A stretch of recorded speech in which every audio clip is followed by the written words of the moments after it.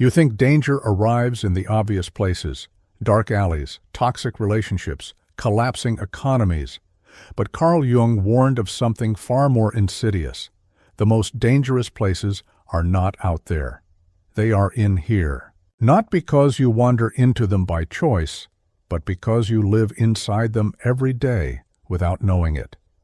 They are the silent rooms of the psyche, psychological environments that look familiar, even safe, but which quietly erode your strength.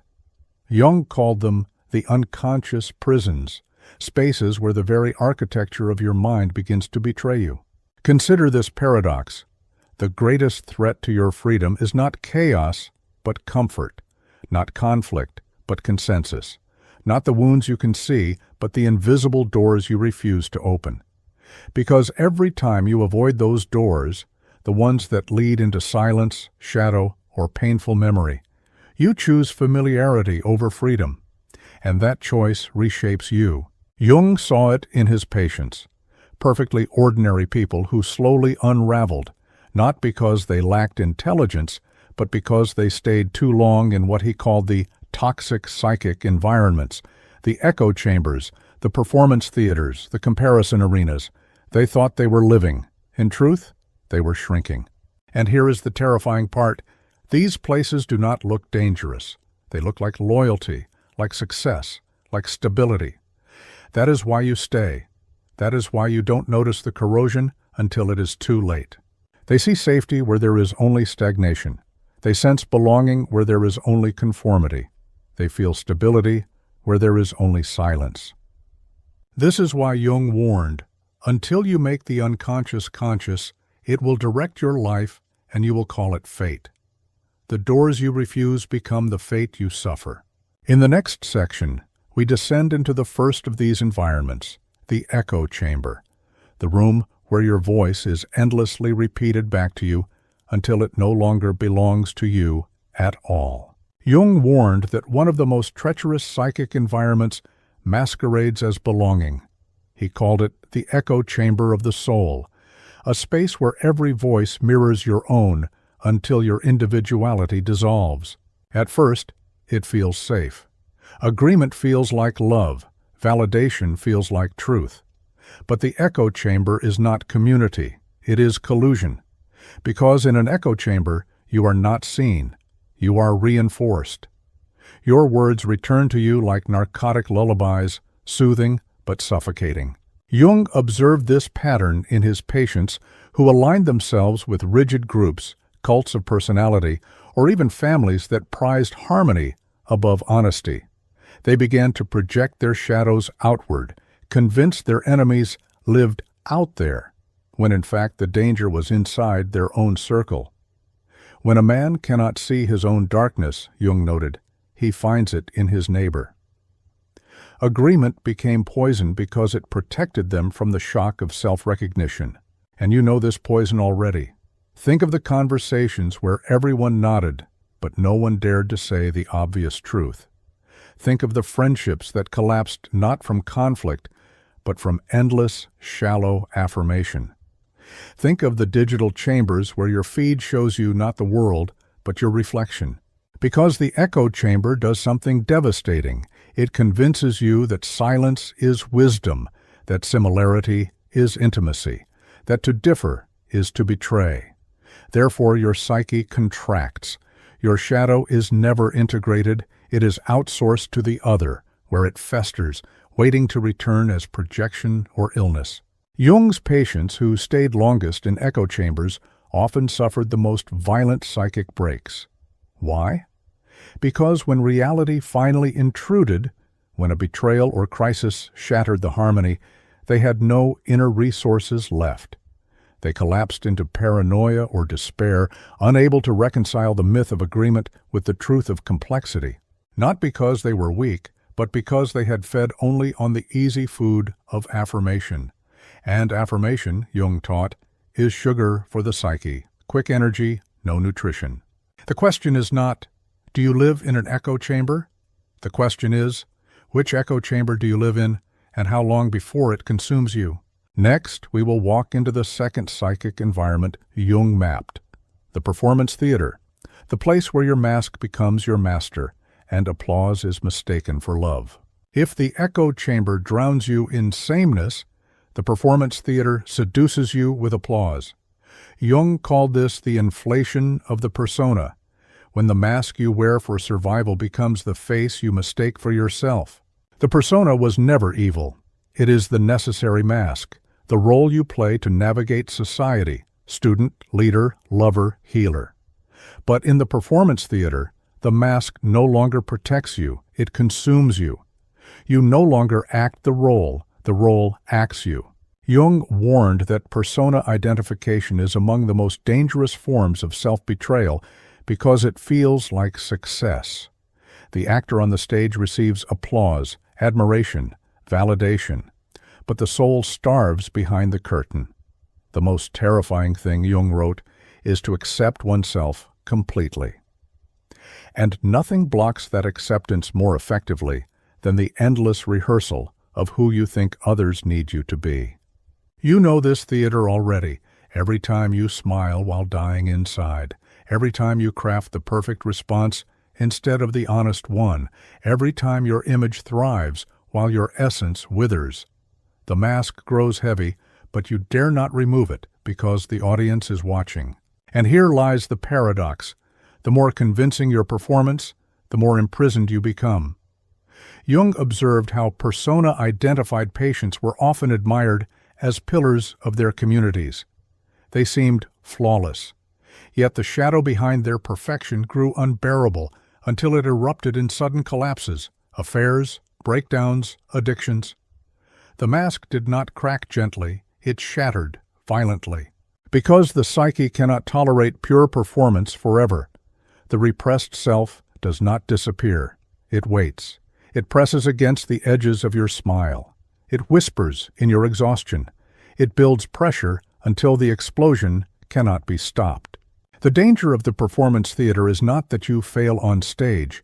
It is that you succeed too well, that you receive ovations for a life that does not belong to you. Jung called this the tragedy of the unlived life, to gain the world and lose the soul. So ask yourself, who is the actor and who is the audience? Which mask have you worn so long that you can no longer peel it away without bleeding? In the next section, we descend further into the psyche's architecture, into the comparison arena. Here the battle is not fought with masks or echoes, but with mirrors. Mirrors that convince you that your worth exists only in someone else's reflection. If the performance theater enslaves you with masks, the comparison arena shackles you with mirrors. Jung saw this place as one of the most corrosive psychic environments because it doesn't just distort your self-image, it rewrites the very rules of your worth. In the arena, every achievement is not a victory, but a measurement. Every success is held up against another's. You are never simply enough, you are always ahead or behind. Jung called this the inflation-deflation cycle. Today you feel superior, tomorrow you feel inferior, but never once do you feel whole. One of his patients confessed after a promotion, "I should feel proud, but all I can think of is my college friend who became a CEO faster." Do you hear it? Even triumph becomes hollow when filtered through comparison. The arena doesn't motivate, it mutilates. Because comparison is not a neutral mirror, it is a distorting lens that makes your life appear smaller the longer you look. Neuroscience confirms what Jung intuited. Chronic comparison shrinks the prefrontal cortex, the very seat of self-worth and decision-making. In simple terms, the more you measure yourself by others, the less you are capable of knowing yourself at all. And you feel it in your bones, that creeping sense that every scroll through social media leaves you emptier, that your joy shrinks the moment you learn someone else has done it better, faster, younger. The arena does not cheer you on. It trains you to see inadequacy everywhere. Jung warned that the comparison arena is deadly because it severs you from your authentic desires. You stop asking, "What do I love? What do I value?" Instead you ask, "What will look impressive? What will make them notice me?" You edit your life into a highlight reel until you no longer recognize the director. And here is the cruelest twist. The arena never ends. The crowd shifts, the standards change, but the mirrors remain. What once brought applause becomes outdated overnight. You run faster, climb higher, only to discover there is no finish line. Jung called this a psychic starvation cycle. No matter how much you consume, you are still empty. Because what you chase in the arena is not joy, but recognition.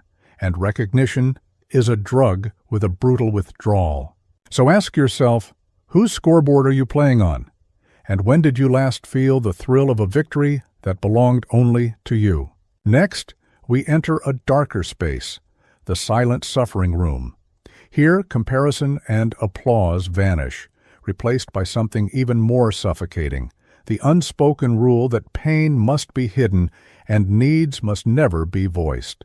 If the comparison arena exhausts you with mirrors, the silent suffering room suffocates you with stillness. Jung described this as one of the most deceptive psychic environments because it wears the mask of strength. Here, people do not collapse outwardly. They endure, they smile, they hold everything inside until the silence becomes a coffin. Jung warned that what you do not bring to consciousness comes back as fate. And in this room, the unsaid words become symptoms: insomnia, migraines, mysterious illnesses that speak the pain the mouth refused to voice. You know this room. It is the marriage where both partners smile at dinner while their hearts rot in separate corners. It is the child who never cries because tears once brought punishment. It is you, lying awake at 2 a.m., rehearsing a confrontation you will never dare to have. Because the silent suffering room teaches one rule: to need is to endanger love. So you bury your need, you silence your anger. You lock grief in the basement and throw away the key. Outwardly, you appear composed. Inwardly, the shadow grows teeth. Jung observed that patients trapped in this environment often erupted in what he called shadow seizures, sudden, disproportionate outbursts of rage or despair that shocked even themselves. Years of silence compressed into a single explosion. Not because they were irrational, but because their psyche had been starved for too long. And here lies the paradox. Society praises the silent sufferer. We call them resilient, stoic, selfless. But Jung insisted this is not virtue. It is pathology. A man who has not passed through the inferno of his passions, he wrote, has never overcome them. By hiding the fire, you only guarantee that one day it will burn uncontrolled. The danger of this room is not only personal. Jung noted how families and even entire communities are built on silent suffering, with everyone conspiring to maintain the appearance of peace. But peace without truth is not peace. It is paralysis. Ask yourself, what have you buried so deep that it now speaks only through your body? And who taught you that silence was safer than honesty?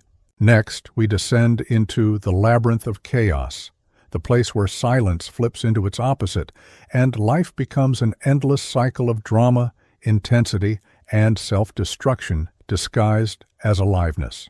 If the silent suffering room kills you with stillness, the Labyrinth of Chaos lures you with endless motion. Jung recognized this as a psychic environment where people confuse turbulence with vitality. Here, calm feels like death. Stillness feels unbearable.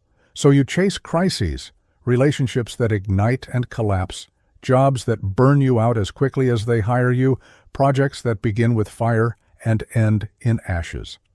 Jung called this the compulsion to repeat, the unconscious drive to recreate unresolved pain until it becomes unbearable. You know this labyrinth. It is the lover who disappears and returns, each cycle promising redemption, but delivering only deeper despair. It is the career path that feels like destiny, until the drama fades and you feel the itch to burn it all down. It is the strange energy that whispers, if it isn't intense, it isn't real. But intensity is not depth. Jung observed how patients in the labyrinth mistook emotional chaos for aliveness. They felt most alive in conflict because calmness confronted them with their own emptiness.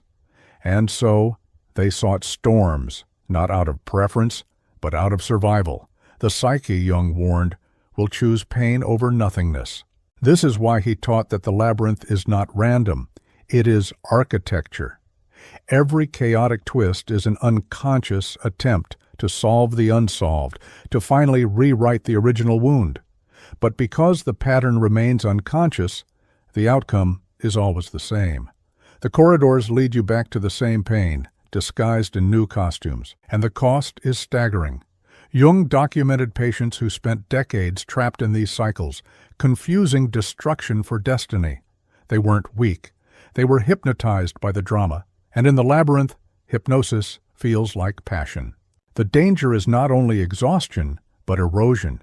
Each round through the maze steals another piece of your stability, until even healthy love, quiet joy, or steady work feels intolerable. You mistake peace for boredom, when in truth it is the very medicine your soul is starving for. Ask yourself, what storms do you keep summoning just to avoid the silence after the rain? And how much of your life's chaos is not fate, but repetition? Next, we move into the most deceptive chamber of all, the chapel of purity. Here, the danger is not chaos but perfection, not storms but sanctity. It is the prison of those who try to transcend their humanity by denying it. If the labyrinth of chaos destroys you with storms, the chapel of purity suffocates you with sanctity. Jung saw this as one of the most dangerous psychic environments because it disguises pathology as holiness. Here, people strive not merely to be good, but to be flawless. They repress desire, deny anger, sanitize every impulse until the human self is reduced to a brittle shell. Jung warned that this obsession with purity is not morality, but repression. And repression, he wrote, does not eliminate, it accumulates. You know this chapel. It is the person who cannot forgive themselves for a single mistake, the one who hides their body under layers of shame, the spiritual seeker who weaponizes meditation, fasting, or prayer as a way to escape the mess of being human. Outwardly, they seem disciplined, even enlightened. Inwardly, they are at war with themselves. Jung documented how these patients became possessed by what he called archetypal inflation, identifying with the image of the saint, the savior, the righteous judge. They spoke with conviction, but their eyes betrayed the tension of someone carrying a shadow too heavy to bear. And, inevitably, their purity cracked. A single transgression sent them into despair, or their repressed shadow erupted in scandalous ways. Addictions, affairs, cruelty cloaked in righteousness. Why? Because the psyche does not tolerate one-sidedness. No tree, Jung observed, can grow to heaven unless its roots reach down to hell. To deny the shadow is not to transcend it. It is to guarantee its return in monstrous form. The chapel of purity is seductive because it offers control. It whispers, if you can be perfect, you will never be hurt. If you can be flawless, you will finally be worthy. But the promise is a lie. Perfection is not protection. It is poison. And here lies the paradox. Those most devoted to purity often become the most dangerous, not to themselves only, but to others. Jung warned that when someone identifies completely with the archetype of moral superiority, they lose all humility. Disagreement becomes heresy, doubt becomes evil, and cruelty becomes justified as righteousness. Ask yourself, what parts of yourself have you banished to maintain the illusion of purity? And who benefits from your self-denial? Next, we arrive at the threshold of the psyche's hidden machinery, the refused door. This is not simply another room, but the door you most fear to open, the aspect of yourself you have most fiercely disowned. And Jung taught that behind this door lies not only your danger, but your medicine. Every psyche has its corridor of chambers, the echo chamber, the performance theater, the comparison arena, the silent room, the labyrinth, the chapel. But Jung warned, the most dangerous place is not the room you inhabit, it is the door you refuse to open. Because the refused door is not random, It is chosen by your unconscious as the exact entryway to what you most need and most fear. Behind it waits the shadow, carrying the qualities you disowned in order to survive. Jung insisted that the gold is in the dark. That which you exile becomes the very medicine you crave. He told of patients who condemned arrogance, only to discover their own unlived confidence was locked behind that judgment. Others who scorned sexuality, only to realize their vitality had withered with it. Others who despised anger, only to learn that their buried rage was the missing fuel for boundaries. And here lies the paradox. What you most reject in yourself is precisely what you need for wholeness. Jung called this enantiodromia, the reversal into the opposite. The coward finds courage only by meeting fear. The saint discovers humanity only by facing sin. Think of your own refused door.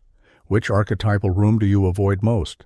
If you fear the echo chamber, perhaps your medicine is to finally hear your own voice without needing agreement. If you flee the performance theater, perhaps your medicine is to step onto the stage and risk being seen. If you loathe the comparison arena, perhaps your medicine is to acknowledge ambition without shame. If you avoid the silent room, perhaps your medicine is to admit you have needs that must be spoken. If you dread the labyrinth, perhaps your medicine is to endure stillness without collapsing. If you escape into the chapel, perhaps your medicine is to embrace the mess and confess imperfection. Jung wrote, "One does not become enlightened by imagining figures of light, but by making the darkness conscious. To open the refused door is to allow the unconscious to speak, and in that speaking to transform." But here is the warning. The refused door cannot be forced open with willpower. If you charge it, the shadow retaliates. Jung saw patients who tried to fix their shadow with positive affirmations or religious zeal, only to end in breakdowns. The doors opened only by humility, by listening, by dialogue, by what he called active imagination. You do not conquer the shadow, you converse with it. So ask yourself, which door terrifies you? And are you willing to consider that behind it waits not your destruction, but your integration? Next, we will map the pathway forward, the three-phase integration plan. A process Jung outlined for transforming the dangerous rooms and the refused door into spaces of healing and wholeness. Jung never left us with diagnosis alone. He insisted that awareness without transformation is cruelty. To recognize the rooms of danger and the refused door is not enough. You must walk a process of integration, and Jung mapped it in three phases: name it, interrupt it, replace it. Phase 1, name it, week 1. The first step is exposure, to name the script that runs you. Jung wrote, "Until you make the unconscious conscious, it will direct your life and you will call it fate." Begin with a single sentence that defines your room. Echo chamber, I trade truth for agreement. Performance theater, I wear masks until they wear me. Comparison arena, I measure myself into nothingness. Silent room, I bury what I need to keep love. Labyrinth, I mistake chaos for passion. Chapel, I call repression purity. Say it aloud, write it daily, because what you can name, you can face. Phase 2, interrupt it, weeks 2-3. Naming the pattern is not enough. The psyche runs grooves, and grooves must be disrupted. Jung saw that patients who learned micro-interruptions, small acts of disobedience against their script, rewrote their lives. Echo chamber, voice one disagreement without apology. Performance theater, reveal one honest truth without mask. Comparison arena, choose one action that has no audience. Silent room, confess one need to someone safe. Labyrinth, sit in stillness for 10 minutes without fleeing. Chapel, allow one imperfection to remain visible. These are not heroic acts, they are cracks in the prison wall. Phase 3, replace it, weeks 4-6. A void cannot sustain itself. If you only name and interrupt, you risk collapse into emptiness. Jung warned against this. Therefore, you must install what he called a soul rule, a conscious principle that replaces the unconscious script. Echo chamber. My truth is more valuable than agreement. Performance theater. My worth is not my mask. Comparison arena. I measure by meaning, not mirrors. Silent room. My needs are sacred, not shameful.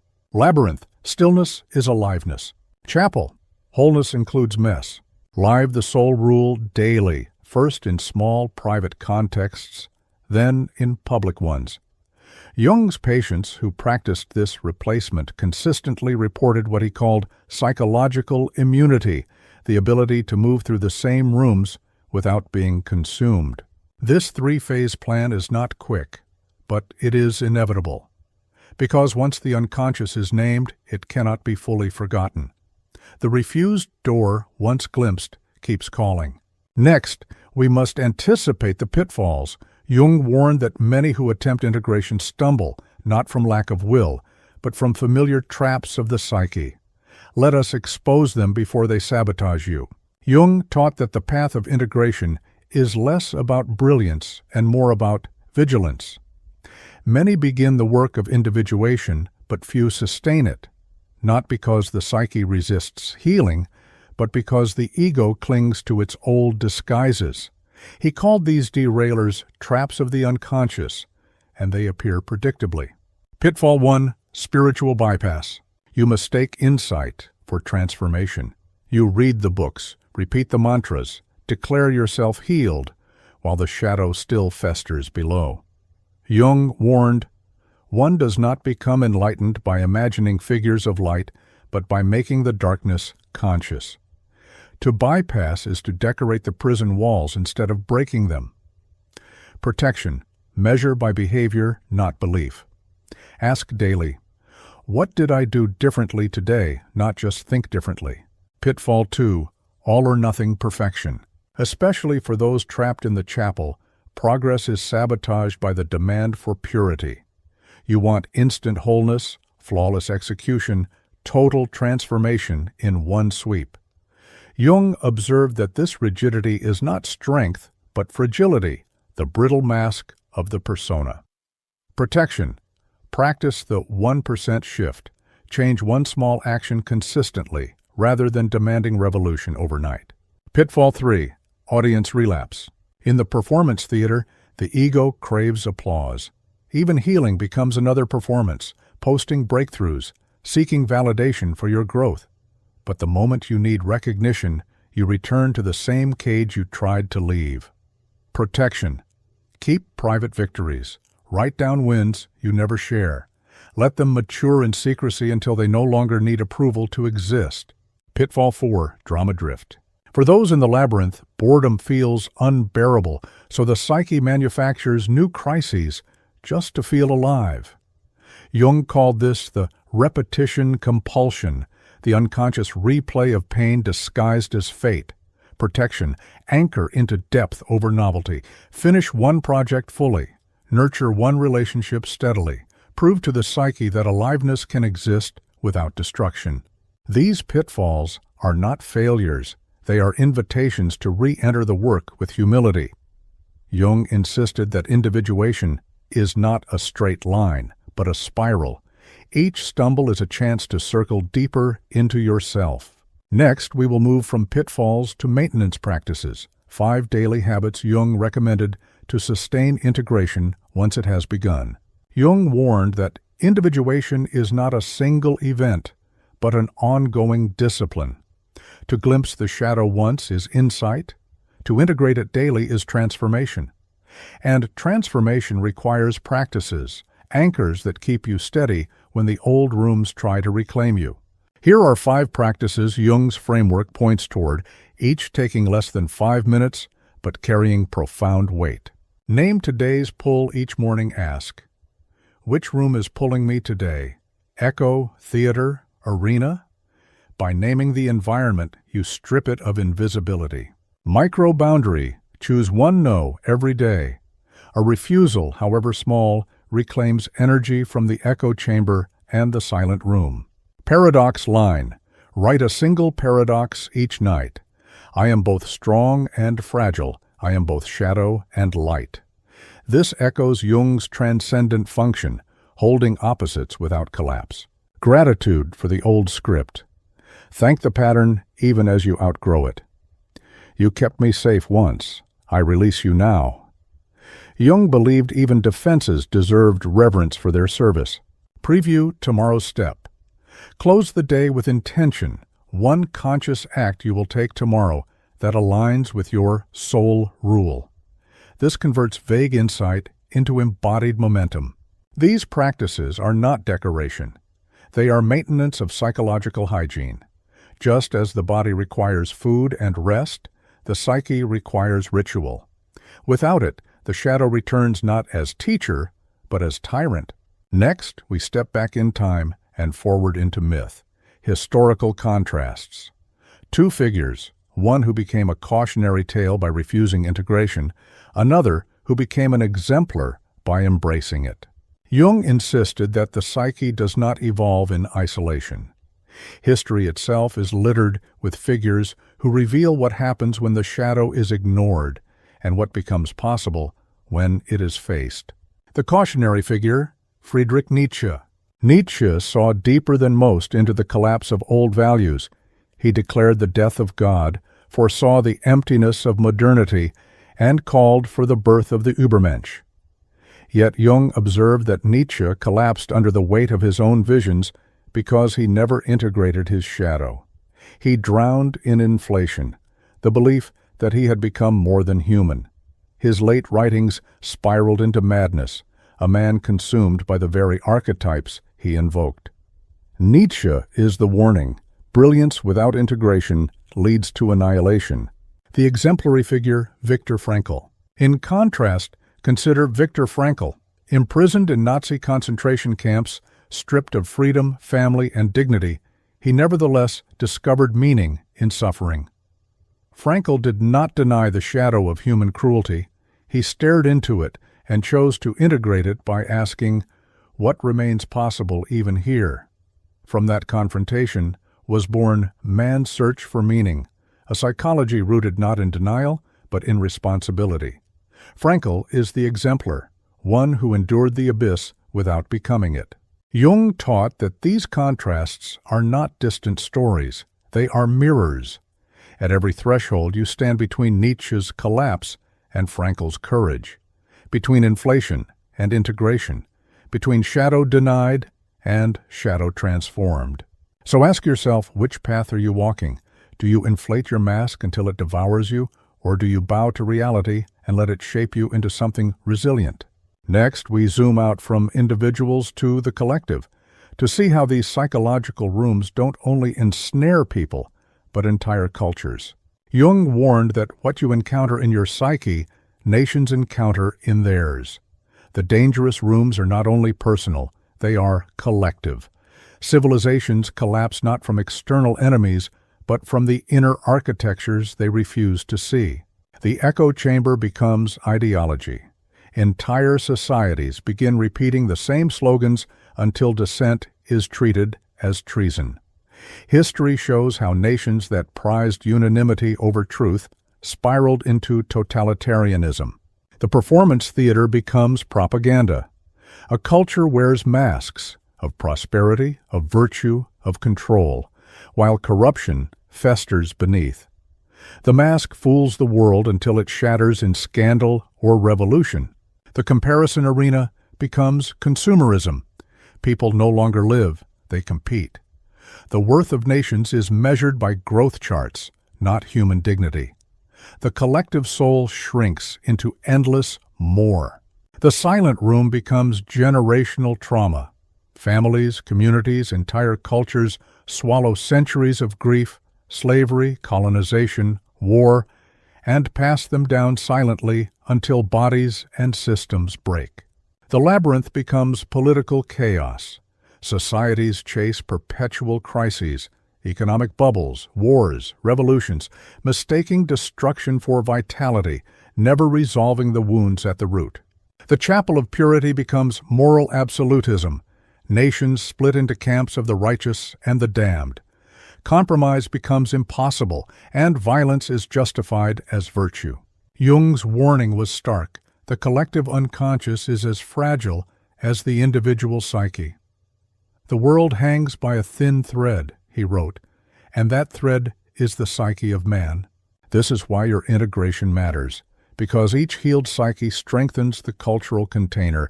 Every shadow faced within you weakens the grip of collective possession. Next, we return to where we began, the refused door.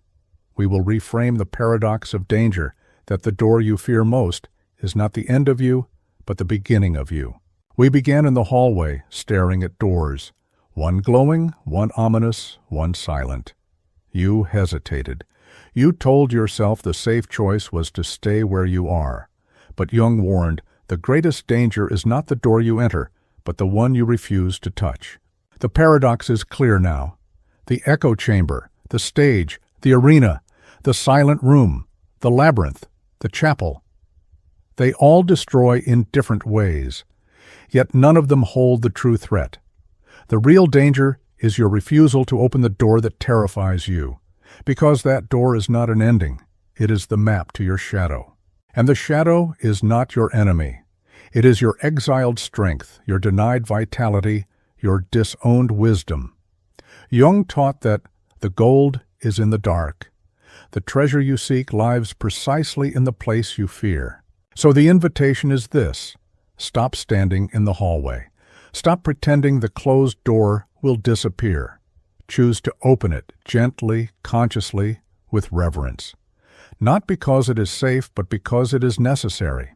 In our final step, we seal the journey with affirmation and commissioning, your call to action.